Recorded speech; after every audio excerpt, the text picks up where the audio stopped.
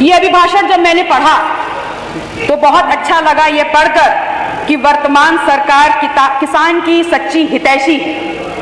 हर किसान के उत्थान की बात करते हैं और उनको किसान सम्मान निधि की बात करके अपनी पीठ थपथपाने का काम करते हैं। लेकिन एक बात समझने में बहुत ही ज्यादा दिक्कत हुई कि जब चुनावी वर्ष है तो किसान सम्मान निधि लगभग 8.5 करोड़ किसानों को मिलती है और जैसे ही चुनावी वर्ष बीत जाता है 6 करोड़ किसानों की पीठ पे सम्मान पे लात मार करके सिर्फ 2.5 करोड़ किसानों को सम्मान निधि से नवाजा जाता है। किस किसान के सम्मान और किसान हितैषी होने की बात आप करते हैं? बहुत अधिक दूर मत जाइए, सिर्फ बनारस जनपद को देख लीजिए जहां से आपका राजपाट चलता है। बनारस की धरती पे आज किसान ट्रांसपोर्ट नगर योजना के लिए उसके अंदर जो उनकी भूमि का अधिग्रहण किया जा रहा है और जिस प्रकार से पुलिस प्रशासन और पूरा एडमिनिस्ट्रेशन उनको अपने जूतों के तलबे के नीचे रौंदने का काम कर रहा है, 10 साल से वहां किसान लाठी की मार झेल रहा है। अत्यधिक ऐसे क्राइम्स में उनको दबोचा जा रहा है कि वो इस देश के अन्नदाता होते हुए अपराधी की लिस्ट में आ गए हैं। किस बात में आप किसान के हितैषी होने की बात करते हैं? इस बनारस में वैदिक सिटी के नाम पर आप वहां पर किसानों की जमीन को हथियाने का काम कर रहे हैं और भूमि अधिग्रहण 2013 के बिल के लागू होने के बावजूद उनको आज की वर्तमान परिस्थितियों में वो मुआवजा नहीं मिल रहा है जिसके अधिकारी वो हैं। आज वही बनारस में काशी गेट के नाम पर लाठी डंडे की मार झेल रहा है ये किसान। उसकी भूमि जबरन डंडों के पर्दे के नीचे आज छीनी जा रही है और उसको आज यहाँ पर मुआवजा नहीं दिया जा रहा है। ये चंद उदाहरण हैं आपके सच्चे किसान हितैषी होने के।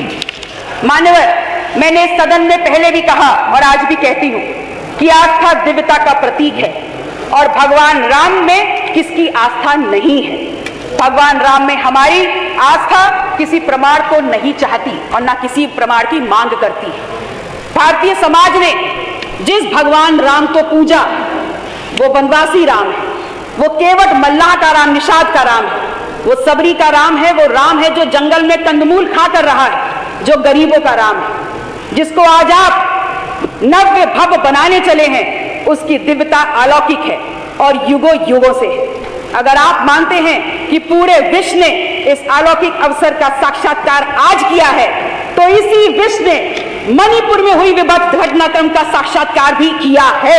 अगर आज आप इस अलौकिक अवसर के लिए अपनी पीठ थपथपा रहे हैं तो कम से कम मणिपुर में हुई घटनाक्रम पे एक शब्द बोल दिया होता तो हम भी आपकी पीठ थपथपाने का काम कर देते।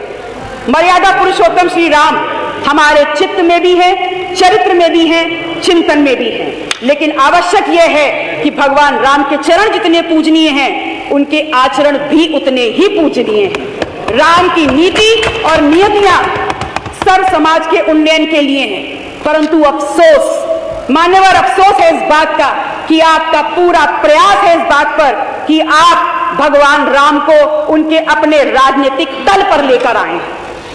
एक सुझाव के साथ कि जिस भगवान राम के चरण आप बहुत जोरों से पकड़े हैं, अगर उनके आचरण को भी उतनी ही जोरों से पकड़ लेंगे तो जिस राम चेतना, जिस राम तत्व को आगे लाकर आप इस देश में, इस प्रदेश में गरीब, युवा, अन्नदाता, नारी को सम्मान देने का और उत्थान देने का दम भर रहे हैं, अगर जातिवार जनगणना करा देंगे तो इस देश की हर जाति को उनके जनता, उनकी संख्या के अनुपात में शिक्षा में, सदन में, नौकरी में, दवाई में, कमाई में, पढ़ाई में, इस देश के खजाने में, खेत खलिहानों में उनकी भागीदारी सुनिश्चित कर दीजिए और वो राम तत्व, राम चेतना सार्थक हो जाएगा, घटित हो जाएगा।